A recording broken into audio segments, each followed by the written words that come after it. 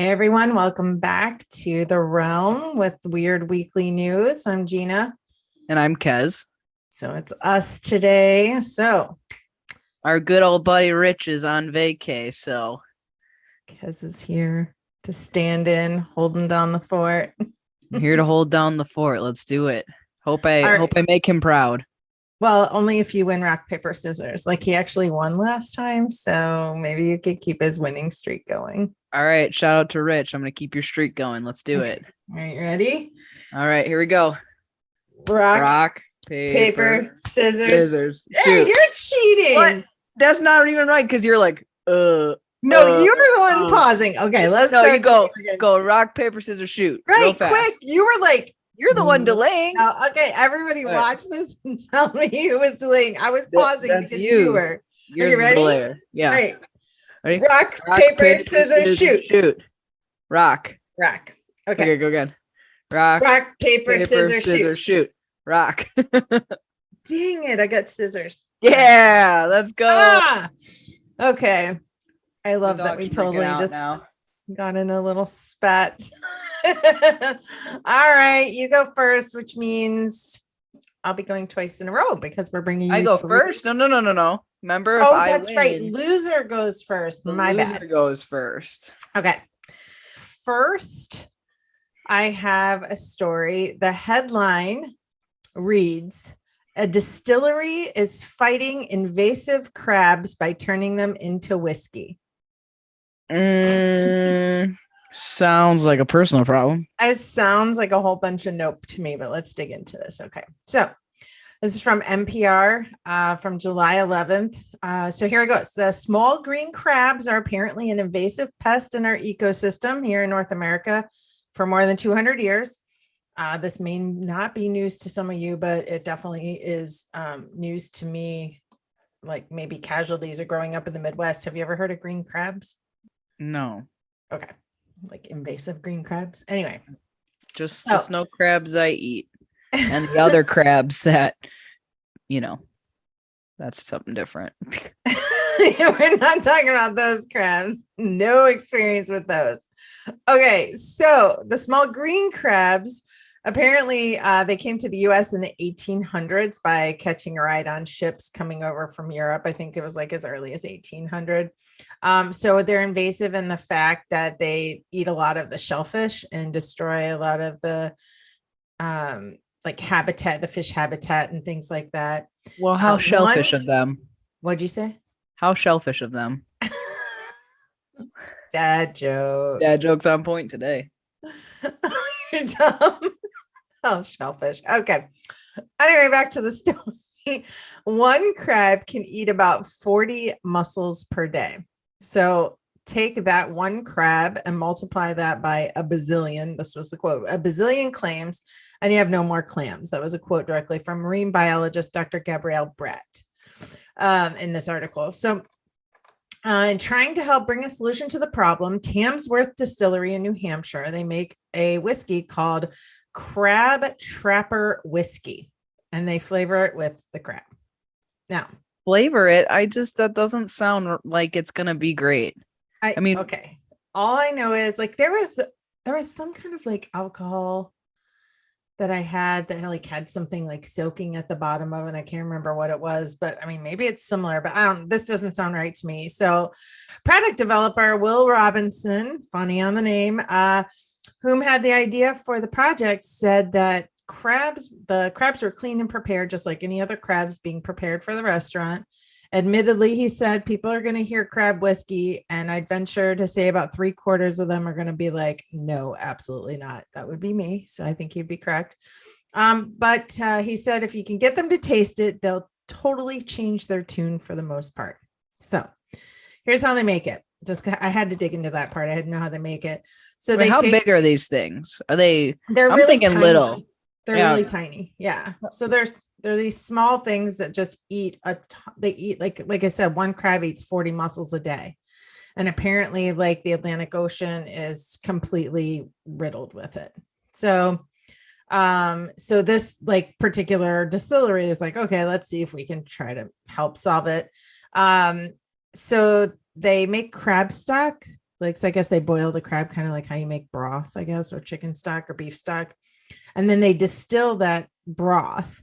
And so then the stock, they said, is mixed with spices like mustard seed, coriander, and cinnamon. And then they combined it with a bourbon base. He calls it a sipping drink. And each bottle of whiskey uses about a pound of the green crabs. So the article says, though, that one distillery alone isn't going to make much of a dent in the green crab problem because the numbers are out of control. However, it's a good start if more people can be, I guess, adventurous on what they want to do with these green crabs. You know what I want to know, which I didn't look up. I'm kind of disappointed in myself. Like, are they not edible? Like, are they not like a crab that you can eat? Let me take a quick. I guess it just depends on how small they are. Green crabs have a complex and delicate flavor that lingers on the palate but doesn't overbear a dish. So I guess you can. Wait, here we go. Are the invasive green crabs edible? Though considered edible and fished commercially in parts of their native range, European green crabs aren't any bigger than your fist and don't make the most appealing meal. When eaten, they are used primarily for crab stock and soup. So I guess like maybe just catch a bunch of them and turn them into broth, freeze it. Yeah, none of this is sounding great to me, so I'll pass. Thanks, so. All right. So I guess like when we go to New Hampshire, you're not going to try this. I'll still try it. But okay, we should order. But I mean, you're not like making it sound apt to go get green crabs and mustard seeds and like I just cinnamon. Like these are flavors that don't go together, and I can't stop thinking about crabs. I know it kind of gross because I don't like crabs in general. I don't like crab legs. So I think that which maybe is an abomination. Not. I just don't like.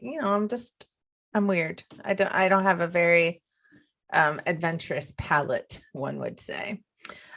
So maybe I'll like reach out and see if we can't order a small bottle of this crab trapper whiskey, and maybe we can try it on a show later and we'll tell everybody what we think. How about that? Oh, sure. Wonderful. I'll try it. Whatever. All right, let's go on to your story. All right. My story, got it from the Smithsonian Magazine, their website, and it's about a Sharkano. So not Sharknado. Not Sharknado. It's not like the movie, which I still haven't seen, but like I have this intense desire to see it because I really feel like it's necessary. Should we watch it tonight? Sure, why not? Okay. So it's not like Sharknado where you got a tornado and the sharks are flying around in it and all crazy like that, but it's similar. That's why they call it the Sharkano. So basically, it's kind of an outdated article, but it was interesting enough to me because sharks. So basically, back in 2015, they were photographing this underwater volcano in Southwest Pacific Ocean. This volcano is called I don't even feel like I'm saying it. Volcano.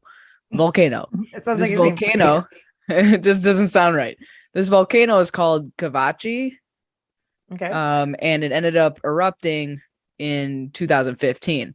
But what they found super interesting, other than, obviously it's a submerged volcano, is that within these like very like acidic, toxic, what would seem like inhabitable waters were an entire ecosystem that they were capturing in these photographs.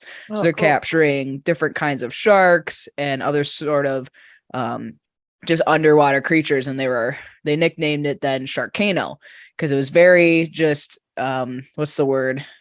Just surprising and intriguing that they are finding these creatures living in such horrific, what they would think is a horrific ecosystem, right? Is it because of like that? Sorry to interrupt. Is it because of like the heat or the conditions that the volcano, like, is it an active volcano or what makes it like kind of uninhabitable there? Well, it just would be, just from the chemistry of the ocean. Okay. Due to the volcanic eruption, because it actually erupted and they're still seeing these sharks and these creatures, swimming around in it. Oh, wow. then they say, like I said, that the water is just kind of acidic and just you Okay. would generally think just not habitable. You got it's super hot, right? With the lava, you've got sulfur, just a lot of things that you would not. I mean, think of it this way: you have a little fish tank in your house, and God forbid you put the wrong temperature water or like the wrong, anything in this tiny little Yeah, tank I see what you're saying. ruin the pH balance and they're dead. Like, Right. it's a very delicate process when like cleaning out a fish tank or changing the water in a fish tank. So think of it like, all right, now you have a literal volcano with all this, the sulfur and acidic water and the heat and just all this chemistry that is not typically floating around in the ocean that probably doesn't seem like something could survive in, and they are. And so this is creating just a lot of like new questions, right? They're like, wow, these animals are extremely resilient. So they're wondering like, okay, are these the kind of animals that, humans, because we basically global warming and all the things that we're doing to destroy our world, are these things going to be able to survive all the things that we're essentially doing to our world and to our oceans? And kind of be the animals that continue to live on, Right, because far it beyond. appears that they're adapting to their new environment. Right, exactly. So Gotcha. yeah, that's a Sharkano. And it's interesting Sharkano. if you're to look it up, just to see kind of like the pictures and these sharks floating around the waters. Like, I don't know. I don't necessarily know if it's the type of the pictures or if it's actually what it makes the water look like when a volcano erupts, but they're kind of like yellowy pictures and it just doesn't look very like clean. Sometimes you see these ocean pictures like, oh wow, that's beautiful. It's crisp and it's clear and it's nice. And it just literally looks like they're swimming around in like, I don't know, Oh, hang on a a second. I jar. actually have it. For those of you that are watching, or for those of you listening, want to see this, you can head over to YouTube or we're just going to put links to this, but I'm going to share my screen so those of you that are watching us on YouTube can see what we're talking about. So is this what you're talking about right here? This orange? Yeah, so they're like in this yellow hazy water that just does not look clean. It looks like, if you were to put a liver in a jar to preserve it, like that's what it looks like they're swimming around in. It's gross. That's really, yeah, it does look like disgusting water that's in there. That's really interesting that these animals are thriving in these waters. So very, very cool. So that's a Sharkano, and they should go ahead and come out with a movie about it. So basically, for those of you that listening, like Kez was saying, it's like it looks like almost like rusty water, but just a little bit more yellow. And it's hard to believe that water is like in the ocean when everything around it is blue or dark colored. That there's this section of the ocean that's a completely different color. That's mind-boggling to me too. Like it's just so now I'm picturing a new movie, and there's an underwater volcano, and these sharks are just getting blasted out of the ocean, and they're all on fire. And then they turn into a Sharknado. Yeah, there we go. I don't know. I feel like there's a lot of Sharknado movies out. Like, I don't think there's just one. This could be the next in the Sharknado right. series. Exactly. Be a Sharknado universe, kind of like what's that scary movie universe? Oh, I don't know. You know what I'm talking about, like the Insidious universe, the yeah. Conjuring universe. Yeah, like that. So maybe this is how Sharknadoes started, was from Maybe. Sharkanos. I don't know. Anyway. I don't know which one came first, but that's filmmakers, get on this. Let's get a new installment of Sharknado. Yeah, but also copyright. Don't take my idea. Drinking? You must pay me. I'm drinking a red wine from Aldi's, the horse wine. It's not actually made of horses, but there's a horse on the bottle, so I call it the horse wine. I think it's called Storm Chaser or something. That's even more badass than the horse wine. I can't remember what it's called. Anyway, Storm Chaser 100 horsepower wine. It's very good. From Aldi's. It's very good. Very good. Aldi, sponsor us. Aldi. Holla. Okay, so my next story is the headline says mysterious holes found at the bottom of the ocean look almost human made. So that's super interesting that we have ocean stories. I I just want know to, before you were to continue, oceans both completely fascinate and completely terrify me. at the Like I same feel time. like they are just so incredible, and it isn't like the statistics like we've only explored like 5% of our Yeah, I don't know ocean. what the percentage is, but you're right. It's like a very It's small something. I percentage. mean, how can the literal majority of the world be ocean, and we know very, very, Very very, very little. little of it? So it's just like we don't know anything. We know I know, nothing. like so much could be going on out there that we don't know of. And you bring up a good point. Like I think it's funny that we had three ocean stories today. Because when I did my stories, I was like, oh my gosh, these are both oceans, and then I didn't realize yours was too. I'm like slow today. I think my Maybe it's brain's slow to because I'm process. supposed to be going to California and I'm all got Yeah, oceans on the brain. yeah, you'll be there soon because Yeah. it's bachelor party. All right, you may move on now. Oh, thank you for your permission. You're welcome. Okay, so mysterious holes found at the bottom of the ocean look almost human made. The National Ocean and Atmosphere Administration, otherwise known as the NOAA, is appealing for help in trying to solve a mystery on the floor of the Atlantic Ocean. So on Saturday, July 23rd, the ship Okinos or Okeanos, I'm not sure, so I apologize for the pronunciation. The Okeanos Explorer with their team found a line of oblong holes in the sand, which NOAA Ocean Exploration described as looking almost human made. So the holes have been previously reported from that region, but the origin has still been a mystery. And I'm not sure, like, I couldn't find where it was reported that they ever found one this long. So I'll tell you in a minute how big it was. So the story said that while they look almost human made, they actually look excavated by something. So the term excavated was used by this team. So they actually turned to the public to ask for possible theories. The NOAA posted on the photos to their Facebook page and had a plea for help. And people, of course, responded. There were some people that, said that it was everything from a mollusk of some sort that was like under the sand blowing and venting out, and then just kind of slowly moving along and doing the same thing again. But to me, it seems unlikely. And I'm going to show you this picture in a second. Yeah, I was gonna Um, say I need to see what this is like. yeah, but I have zero. Actually, I'll pull the picture up for you right now. Let's see here. Let me get to this. Get off of our Sharknado. So you see these lines right here? Yeah. That's what we're talking about. Now, So how big are those supposed to be? Because they look really teeny tiny. so I'm not sure exactly how big the holes are. That was not in the two articles that I read, but there's a ton of articles out there. So I'll put a few articles out there, but that is a valid question. And this is the only strip that they've seen that they found. So it's been reported in the region prior to, but this particular one was 1.7 miles long, which is roughly a little over 2.5 kilometers, I think.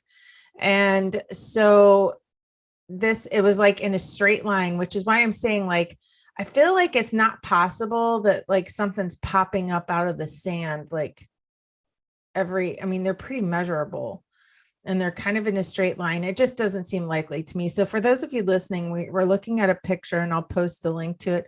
We're looking at a picture of the bottom of the ocean floor, and it's just this long line of like, I don't even know how It would to. look like a spiral notebook or something without the spirals, so all the holes. Yeah, so it's just a bunch of holes that's in the bottom. So anyway, so they were, like I said, they put this on their Facebook page because they're like, okay, we have no idea. So like I said, some people said that they thought it was mollusk venting. And then of course there's some people that said it was something left over from the lost city of Atlantis. Like I would love to go and read all these comments. So you guys can check it out. But there were also in other articles where people were starting to say, we're obviously saying, not starting to say, but they were bringing up the obvious, which was it extraterrestrials? Because, we have all these reports of things, these strange lights over the ocean and, different people on different ships, especially like, Navy ships, you hear stories from all over the world, from all different types of military installments, that they've seen things weird over the water. So some people were saying that that's what it was. So again, like I said, it was 1.7 miles. And the place, oh, here's a coincidence based on your last story. So the dive took place along a volcanic ridge in the Atlantic. It's like an elongated volcano. And so it was on the ridge of that volcano. So they don't know what it is, and they are asking the public for help. So we will post this story in our comment section. Yeah, it's really just bothering me that's not telling me what the size of them are. Like, are these like pencil holes? Are these like No, it looks pretty big. fist Like holes? if you think about, like, I just think of like a gear. Like I just think of like this giant gear shift kind of just rolling, this cylinder kind of rolling, along the bottom of the ocean, because it just looks like just so perfectly spaced, and the size of each one of the holes look identical. So Right. just, I don't know, it's just odd to me. But for those of you listening, why don't you let us know what you think? So yeah, I don't know, I think it's extraterrestrial. Everything comes back to aliens. It does, but how else do we explain it? I mean, I don't Is think what it anybody else. is. Ancient aliens. Yeah, I don't think there's anybody else underneath the ocean kind of, excavating or doing anything that we don't know about, or who knows at this Who point. knows? We only know 5% of what the hell's going on in the ocean. That's So true. literally could be anything down there. Anything. Of Maybe the all the stuff that we know, especially about the ocean. I mean, all these weird creatures that we know, all the millions of species of animals in the ocean all over the world, all the things we do know, and to just can't comprehend that is such a small percent. Like I said, I'm pretty sure it's like 5% of what we've actually explored and what we actually know. So what 95%, what else could possibly be? I mean, anything can be down there. Maybe Disney movies have it right. Like maybe the Disney company knows lots of secrets that we don't know, because maybe there's like a whole like Little Mermaid world down there. Maybe, you don't know. Maybe they're all just living in the dark, or maybe you go so deep that it just becomes light again. Like there's some sort of light source down there that's just a little deeper than, because we always say like the lower you go, the darker it is, because then you're not getting the light from the sun anymore. The upside down. The upside down, Stranger Portals to the Things. upside down. Exactly. There we go. Well, that's it for our news stories today. Thanks for playing. Appreciate it. Thanks for playing. If we were playing, I won. Rock, paper, You already scissors. won. Yeah, you did win that. But thanks everybody for listening to us. We are on almost every place you can find podcasts: Spotify, Stitcher, Google Podcast, iHeartRadio, pretty much everywhere. So check us out, and stop over by our Facebook page and YouTube. Like, share, subscribe, all the things. Thanks for listening. Until next time. See you later. Catch you later. You sounded so Wisconsin.